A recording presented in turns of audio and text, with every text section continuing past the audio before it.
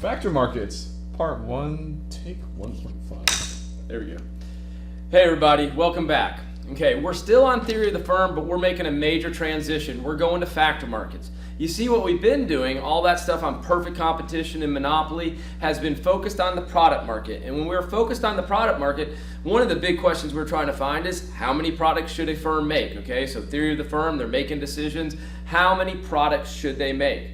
Now we're focused on how many resources should they hire? How many laborers should they hire? Or how much capital equipment should they buy? Okay? Factor markets, looking at labor and capital, how much of those inputs should they purchase or hire? So, to understand what we're about to do, we're going to take a look at a circular flow, just a very basic circular flow. What we know about our circular flow, and this might be drawn a little different than how you've seen it in your classroom or in your textbook, you'll be able to follow though. I mean, we've got a factor market, we got a product market, we got households, we've got businesses. Well, what do households do? They spend money, using green right here for that money flowing into the product market. Why are they spending money? To get products, because they're demanding products. So the household is the demander of products. What's the business doing? They're receiving the money as revenue that the household spends. And of course, why are they getting the money? Because they supplied the product. So the business is the supplier. But when it comes to the factor market, something a little bit different is going on. The person who is supplying, or the entity that is supplying the resources, is the household. The household is supplying the land, the labor, the capital, and the entrepreneurial ability, okay? So the resources are going that way, and the money is going that direction, back towards the household. So what does that mean? The household is actually now the supplier when it comes to the factor market. Remember, businesses were suppliers when it was the product market. We talk about factor markets, households are the suppliers. Businesses, they're the ones that are going to get those resources, right? So those resources are going into the businesses, but they've got to pay for them. They've got to pay all that cost, and their profits go this direction from their revenues. So the business is the one that's receiving the resources, hence they're demanding. So as we go through this, a few things have kind of flipped on us.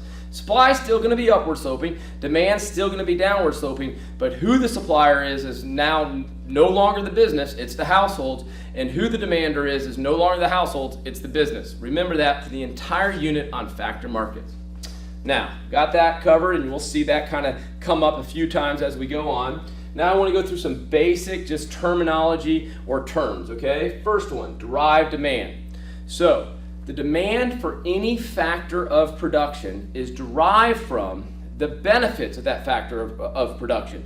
Basically, it goes like this. The demand for any factor of production is derived from the revenue that factor of production is able to produce, okay? Let's say that again. One more time, derived demand. The demand for any factor of production is derived from the revenue that that factor of production is able to produce, which takes us from this concept, derived demand, to marginal revenue product, okay? The marginal revenue product of labor.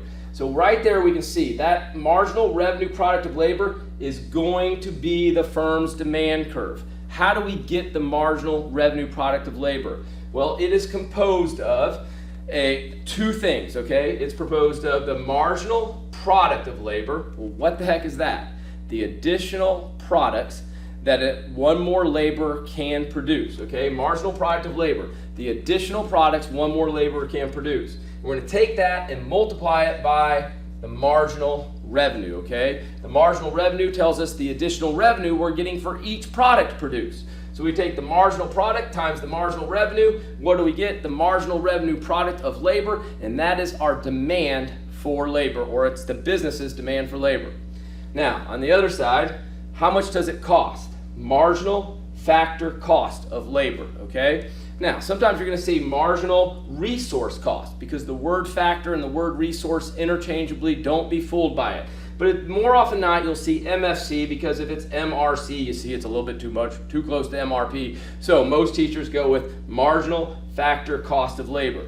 That is the additional cost to a business of hiring one more unit of labor, okay? Now, before we finish, I could just switch that. I could get rid of all those L's right there, and I could put a K for capital, a K for capital, a K for capital. So marginal revenue product of capital. What does it equal? The marginal product of capital. The additional products that one more unit of capital can make times marginal revenue. The additional revenue we get for each one of those products. Marginal factor cost of capital. Hey, that's just the additional cost that it's going to cost the firm to get one more piece of capital. So there's some basic terminology to start us off on this journey into the factor market. All right, stay tuned for the next video. I'm putting a 3 on that, personally. 3.